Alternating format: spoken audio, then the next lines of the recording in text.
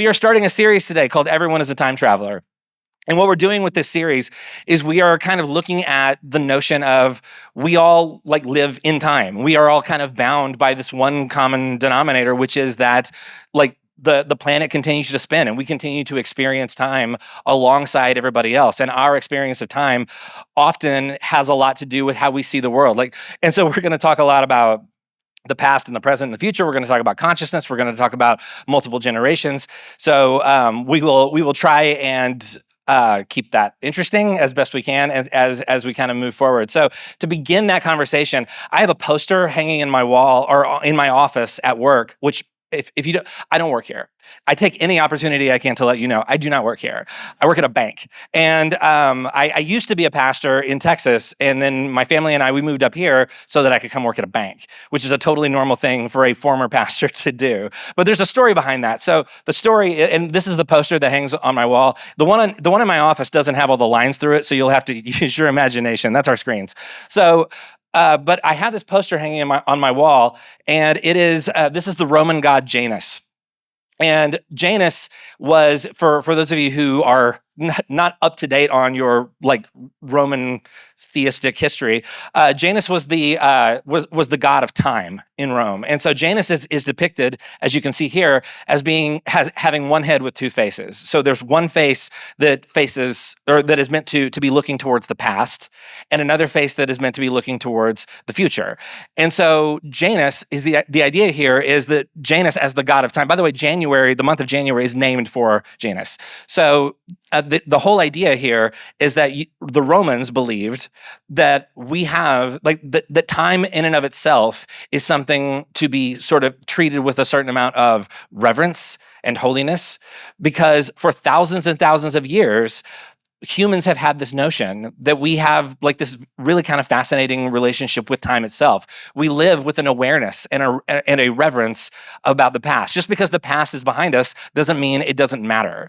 And it doesn't mean it hasn't shaped us in some sort of way. And so Janus has one face that looks always towards the past, because we have to live with an awareness of what came before us. But also, we aren't stuck in the past. We are not lodged inside a thing that is no longer here. And so we are moving towards the future. And so the acknowledgement of a God, or the idea, the creation, the conception of a God that would have two faces, and that God would be the God of time, is the notion of, oh, right, we are time travelers. We live between the past and the present at all times, or the past and the future at all times.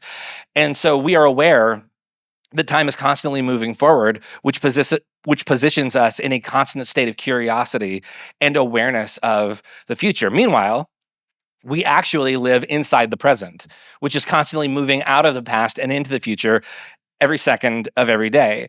And if you just woke up and the coffee hasn't quite hit your system yet, I'm really sorry, because this is definitely one of those. This feels like, even as I'm talking, I feel like, you remember when if you ever lived in a freshman dorm in college, and you took 1 week of your first philosophy class ever, and all your roommate and all the other guys you had met that first week were like, did you guys know about time? We live in the past and the future, and everybody else is like, oh my gosh. So I feel like a college freshman who's trying to blow your mind with something you already know. So.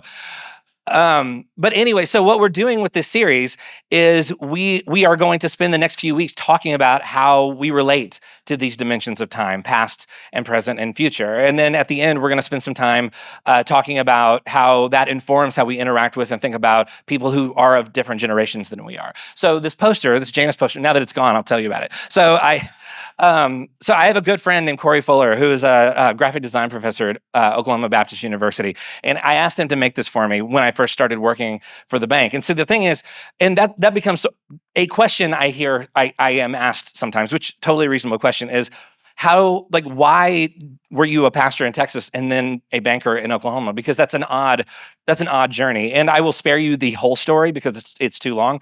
But basically, I am what people often refer to as a Nepo baby. And I was born and raised in a small town in Hinton, Oklahoma. And in 1954, my grandfather, who I'm named for, bought a small bank in Hinton. And so, and he ran it for the rest of his life until the early 90s when he passed away. And now my dad runs it. And so he's been running it since the early 90s. And so after COVID and everything, all of the things that sort of led to it being almost impossible for me to remain at the church where I was. Actually, that church is no longer even in existence anymore. But so it became really clear really quickly post-COVID that the church is not going to recover in a way that where they can pay a person who has 3 kids to pastor it. And so as sort of an act of what are we going to do? My family and I, we moved up here because it became sort of clear, and it became really more than that. It became internally clear that I needed to no longer be a full-time pastor. It was something that, like that chapter, while in a lot of ways fulfilling and rewarding, it had sort of closed. And so it was time to kind of move into a new phase of life. And so my family and I, we moved up here. I now work for my dad at this bank.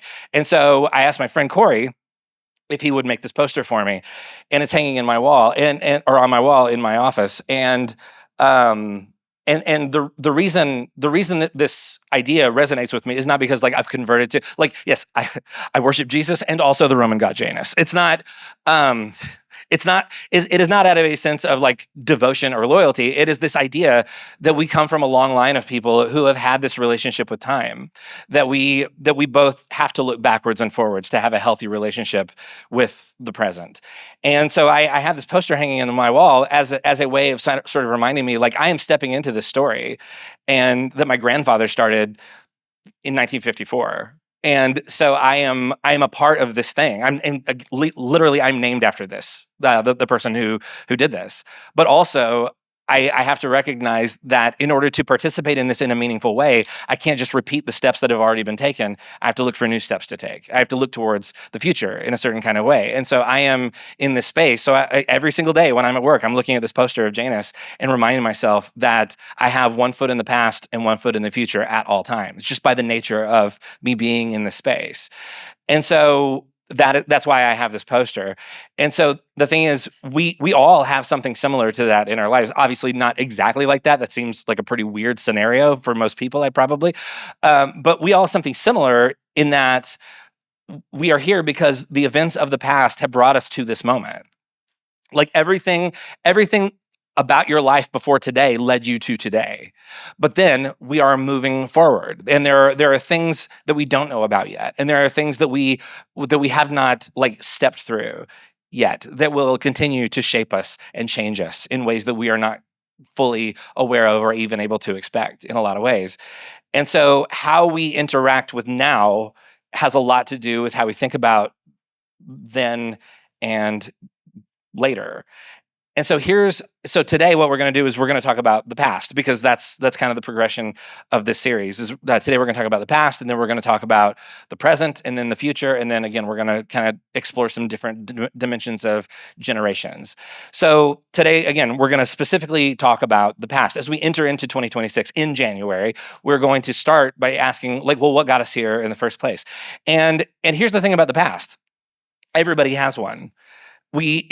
Thank you. You don't feel free not to write that down. But in your brain, you have an ever-growing collection of memories that have, in a lot of ways, shaped who you are today.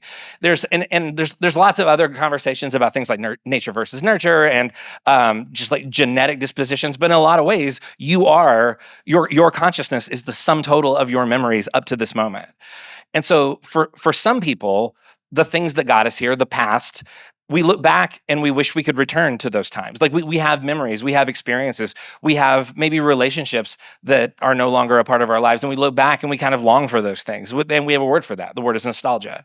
But then for other people, when we think about going backwards and spending time dwelling on or kind of revisiting the past, it sounds a lot like a living nightmare. And the word we have for that is trauma. And so for a lot of us, we have probably some sort of mixture of both of those things. There are things that we look back on, and it kind of warms us, and it makes us kind of. It's like a place that we wish we could just visit one more time. But then there's also this thing of like, thank goodness I survived that other thing, right? And they're both a part of this mixture of this is what got us here today. And so in the scriptures, and the reason we're talking about this isn't just because like it's an interesting part of being human and alive, but also this is a thing that gets talked about some in the scriptures. This is a part of kind of the spiritual journey of the people who have engaged these scriptures for thousands of years. And in the scriptures, it is viewed as deeply important for people to live with an awareness of where they came from. Like you didn't just like arrive here out of nowhere. Like you didn't just like wake up for the first time this morning fully formed with a vocabulary with no memory. That you are like, again, something got you here. And so we through the lens of the Bible, our relationship with the past is an essential part of what it is to be human. And the more connected and aware you are of all the things that happened before today, the more capable you are of being a healthy person today. So we're going to be looking at Deuteronomy chapter 26, which if you've memorized it, that's fine, whatever. But we're going to be looking at Deuteronomy chapter 26. And so the thing about the book of Deuteronomy is there are the first 5 books of the old of what we refer to as the Old Testament, the Hebrew scriptures, is called the Torah. And Torah is made up of these first 5 books, which is Genesis, Exodus, Leviticus, Numbers, and Deuteronomy. Deuteronomy is the 5th of these 5 books. So a lot of Deuteronomy is looking back at the first 4 of the books and kind of summarizing and restating a lot of the things that were central and key to what kind of led the people to this moment. And the thing that's interesting about Deuteronomy is the assumption is this entire book was delivered to this people right before they entered into this new space. So one generation earlier, this group of people, the Hebrew people, had been slaves in Egypt. And now they have been freed from slavery by their God through a guy named Moses. And now they are about to cross a river called Jordan, and they're about to enter into this new space and assume and adopt a new identity. And so right before they cross the river and assume the new identity, the assumption is that the book of Deuteronomy was in a lot of ways delivered to this group of people or presented to this group of people as a way of saying like, okay, before we take the next step, before we move into the future, let's take a moment. Let's debrief. Let's have a second where we acknowledge all the things that got us here in the first place. So this is a group of people who have come out of enslavement, one generation earlier, and now the question becomes, who will we be tomorrow? We understand who we were yesterday, but who are we about to become? So in Deuteronomy 26, you have basically the writer using the voice of God saying, as you move forward, here are some things I want you to do. And here are some things I'd like you to keep in mind. So Deuteronomy chapter 26, beginning in verse 1. This is long. I apologize, but we'll kind of start and stop. So Deuteronomy 26, beginning in verse 1. It says, when you have entered the land the Lord your God is giving you as an inheritance and have taken possession of it and settled in it, take some of the first fruits of all that you produce from the soil of the land the Lord your God is giving you and put them in a basket. So basically what's being said here is like, okay, you're about to go into this new space and you're going to learn some new skills. You've never farmed before. So as you settle into this new land, you're going to learn to farm.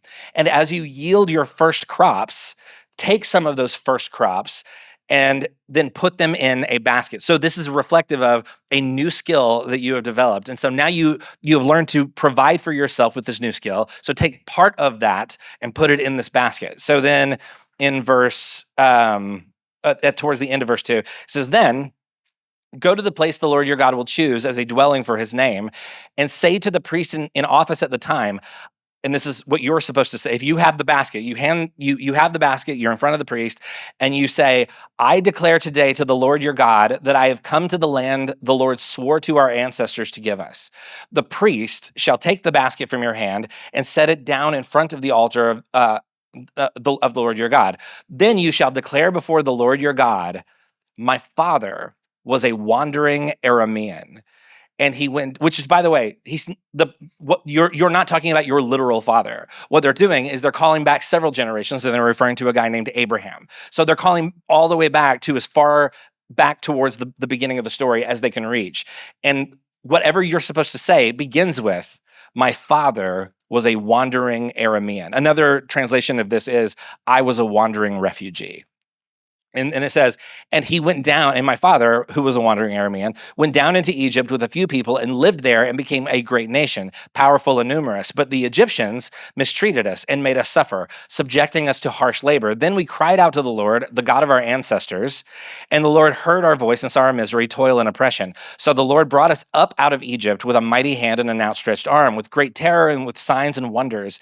He, God, brought us to this place and gave us this land, a land flowing with milk and honey. Now I bring the first fruits of the soil that you, Lord, have given me. So basically, what are they doing? Saying, take the basket with your first fruits, present it to the priest, and then tell your story. Like, what are all, like, literally say out loud all of the things that led you to this moment. And the first line in the script is, my father was a wandering Aramean or a wandering refugee. Basically saying, I come from a long line of travelers and wanderers. I come from a long line of people who did not have a place to farm or a place to leave to their families. And this is where this journey has brought me. So a big part of this ritual in Deuteronomy 26 is retelling the story of this is how I got here, beginning with the words, my father was a wandering Aramean. So they're told to do that, and then we'll keep going. It says, place the basket before the Lord your God and bow down before him. Then in verse 11, then you and the Levites and the foreigners residing among you shall rejoice in all the good things the Lord your God has given you and to your household. When you have finished setting aside a tenth of all you produce in the third year, the year of the tithe, you shall give it to the Levite, the foreigner, the fatherless, and the widow, so that they may eat in your towns and be satisfied. And then verse 13, it says, then say to the Lord your God, I have removed from my house the sacred portion, which is the amount of things you're giving to the temple. I've removed from my house the sacred portion and have given it to the Levite, the foreigner, the fatherless, and the widow, according to all you have commanded. I have not turned aside from your commands, nor have I forgotten any of them. I have not eaten any of the sacred portion while I was in mourning, nor have I removed any of it while I was unclean, nor have I offered any of it to the dead. I have obeyed the Lord my God. I have done everything you commanded me. Look down from heaven, your holy dwelling place, and bless your people, Israel, and the land you have given us, as you promised on oath to our ancestors, a land flowing with milk and honey. So there's a lot of text here, but basically at this point in the story, God is bringing the people out of slavery and into a new land and saying to the people, I want you to remember this. Your whole story had led you to this moment, because it's going to be a great temptation to forget. It's going to be really, really easy as you settle into a new space, as life gets a little bit better. It's going to be easy to forget that your father was a wandering Aramean. So I am going to give you an offering liturgy. I'm going to give you a script to follow so that you are never tempted to forget where you came from or the struggles that led to this moment, which means that these are words that people can use when they begin to forget their story. So they're told to recite three specific things. The first one is declare that you have come into the land. So basically a statement of the present, right? Like in verse 3, it says, in verse 3, it says, and say to the priest in office at the time, I declare today to the Lord your God that I have come to the land the Lord swore to our ancestors to give us. So the first thing is acknowledge where you are and acknowledge like the things that have led you to this place to begin with. Again, you begin by saying, this is where I am. And then the second thing that they're told to do is say, my father was a wandering Aramean, or I was a wandering refugee. In other words, I didn't just come into this moment on my own.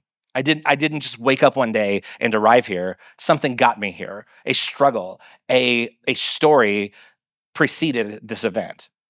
And then in verses 6 and 7, it says this. It says, but the Egyptians mistreated us and made us suffer, subjecting us to harsh labor. Then we cried out to the Lord, the God of our ancestors, and the Lord heard our voice and saw our misery, toil, and depression.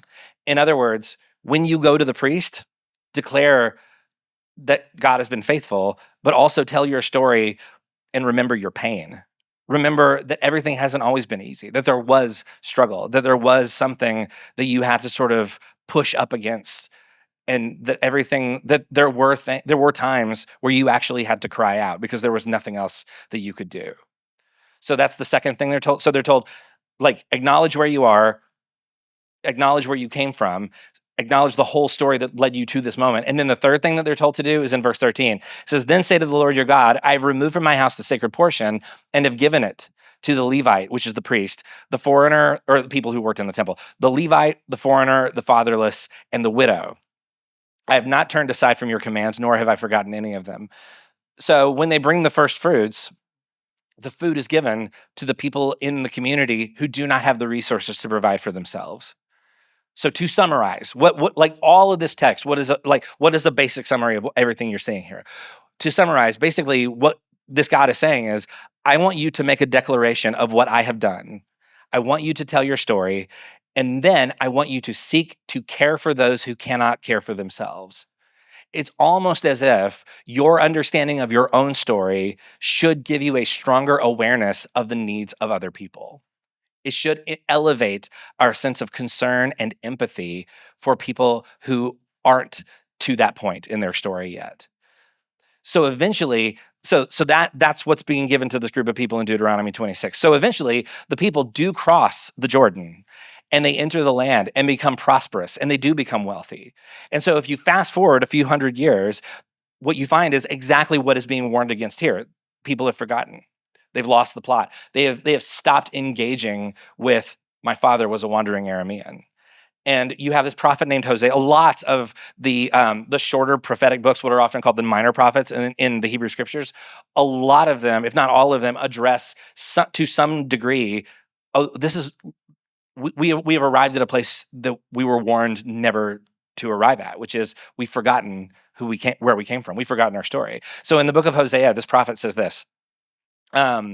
I know all about Ephraim. Ephraim is another way of talking about Israel. I know all about Ephraim. Israel is not hidden from me. Ephraim, you have now turned to prostitution. Israel is corrupt. Oh, sorry. Warning to the kids. We're gonna read the word prostitution in the book of Hosea. So I should have warned you about that a minute ago.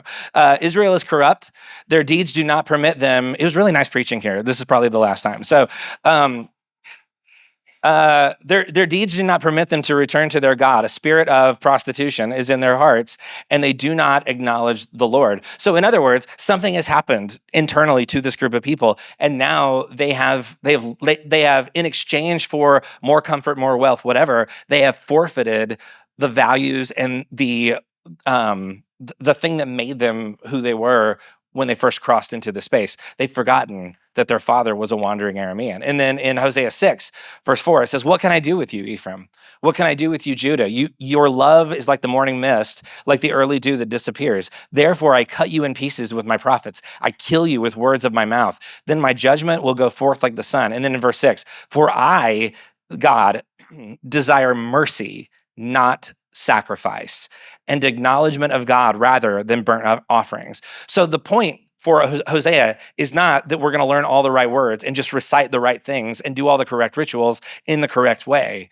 The point is that we would become people who are more aware of the struggles and needs of others. I desire mercy, not sacrifice. In other words, if you are given a choice between doing the rituals correctly or showing mercy to people who are vulnerable, always choose to show mercy to people who are vulnerable, because that's the story that got you here in the first place. So the point is not learn the right words and the correct rituals in the correct way. The point is become more and more the kinds of people who remember where they came from and who are more concerned with the struggles of others. There's another prophet named Amos. The entire book of Amos is basically a giant rant about stuff like this, which is what makes it a lot of fun to read. So in Amos chapter 4, you have this prophet who says this. He says, hear this word, you cows of Bashan on Mount Samaria. That's a sick burn if you live in this part of the world. There's actually, okay, so I'll finish the quote. So hear this word, you cows of Bashan on Mount Samaria, you women who oppress the poor and crush the needy, and say to your husbands, bring us some drinks. So this sounds at face value a little bit misogynistic, valid. So, but here's the thing is the cows of Bashan, he's not pulling this out of nowhere. This is actually a specific reference to a thing that existed in this place and in this time. In Samaria, there were specific cows that were kept in a specific place that were kept like cattle that were kept fat and well fed for the wealthier people in the community. And the cows of Bashan became sort of a metaphor in the culture for excessive wealth and comfort. So he's not just like throwing out, I mean, it's not great, but it's like he's not throwing out names out of nowhere. Like he's actually calling up a reference that everybody in the room is going to understand. So he's pointing out basically to this group of people, your wealth and your comfort have actually made you less able to connect yourself to the suffering and the struggles of others. You forgot that you also came from a place of struggle, and so now your comfort has numbed you to what it feels like to struggle. And so in one chapter later, in Amos 5, verse 11, it says, you levy a straw tax on the poor and impose a tax on their grain. Therefore, you have built stone mansions, you will not live in, and you will not live in them.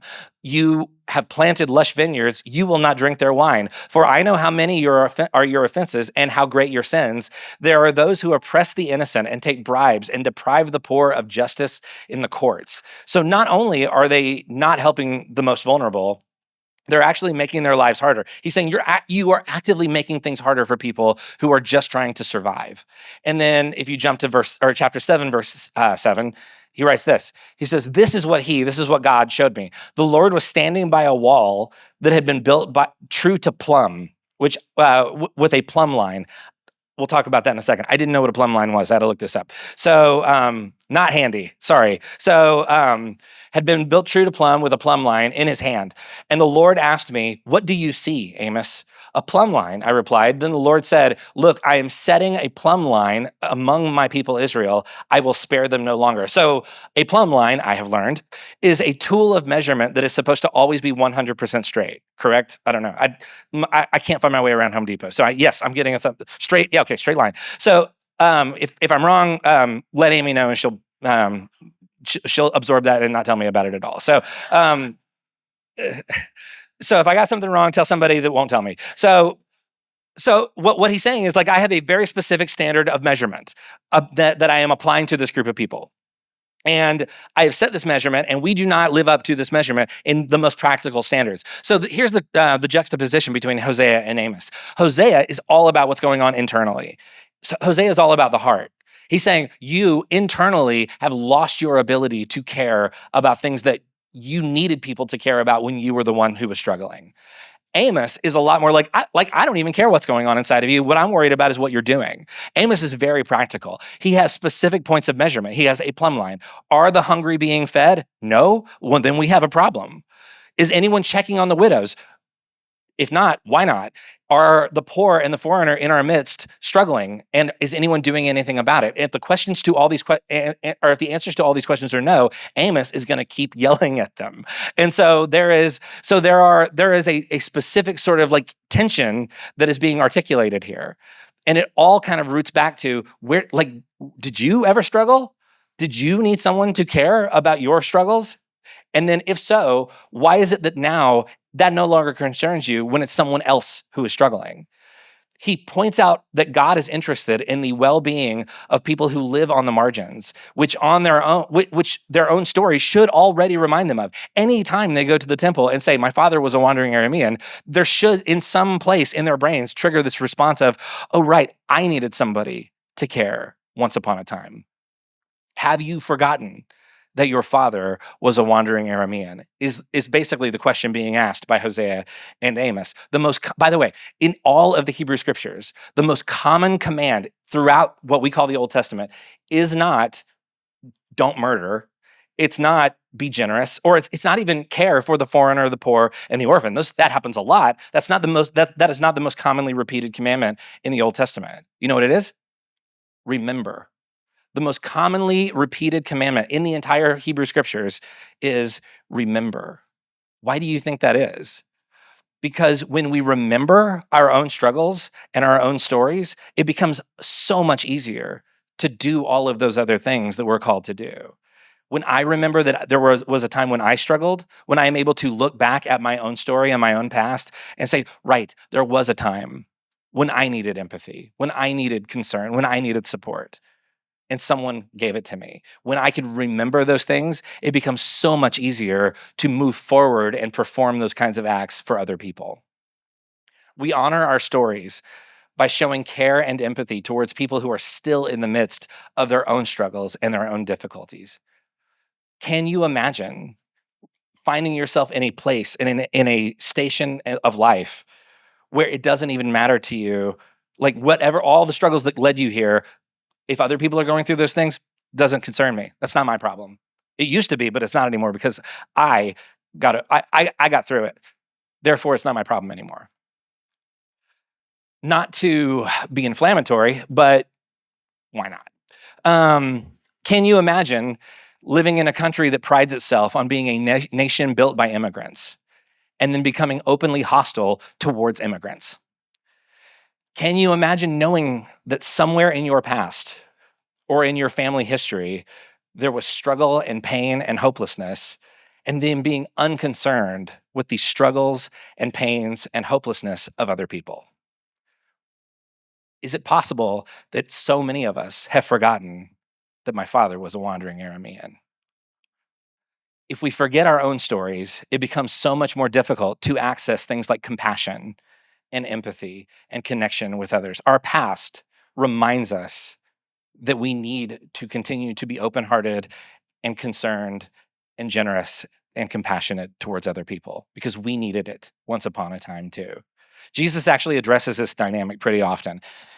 In Matthew chapter 9, it says this. In Matthew 9, it says, while Jesus was having dinner at Matthew's house, many tax collectors and sinners came and ate with him and his disciples. When the Pharisees saw this, they asked his disciples, why does your teacher eat with tax collectors and sinners? On hearing this, Jesus said, it is not the healthy who need a doctor, but the sick. But go and learn what this means. And then watch what he says. Go and learn what this means. I desire mercy, not sacrifice. Does that sound familiar? And then Jesus says, for I have not come to call the righteous, but the sinners. Where is he quoting from? He says, I desire mercy, not sacrifice. He's quoting from Hosea, right? He's remembering, oh, we come from a long line of people who forgot that their father was a wandering Aramean. And he's letting these people know, oh, we are repeating the same beats that we repeated hundreds of years ago when Hosea was warning us about exactly this problem. Everything old is new again. So they ask, why do you spend so much time with people who can't do anything to help you? Why do you spend so much time with people who are on the margins? Why do you spend so much energy being concerned with the people who struggle? And then Jesus answers by quoting Hosea. He says, oh, right, because my father was a wandering Aramean. And this God desires mercy, not sacrifice. Jesus is talking to a group of people who have forgotten their story. And he's saying, who are we if we don't even know what story got us here in the first place? What does this mean for each of us is the question. As we enter into this series, and as many of you are Googling different places to go to church next week, as we enter into this conversation, as we begin to engage this notion of how do we think about time and how do we look back on our past, what does this mean for us? What is your version of my father was a wandering Aramean? What is your version of this is what got me here in the first place? And I will not forget the parts of my story in which I needed compassion and I needed help and I needed empathy. Do you know somebody who is struggling with financial struggles? And you know that there are definitely people who have told them, well, just do better. just have more money. Like, yeah, thank you. That's super helpful. And there is, because there's often sort of this assumption that people who struggle financially, that there's some sort of like moral like problem at its root. But the thing is, like, no, it's actually very expensive to be alive. And it's continuing to be more so. And so if we forget all of the things, all of the ways that we had 2 steps forward and 1 step back in our own stories, then it's really hard to understand like how desperate and scary it can be to not know exactly how you're going to buy groceries and pay the doctor bill. So have you ever gone through something like that? And is it possible that we need to go back and like claim those moments in our own stories in order to show empathy and compassion in the story of other people?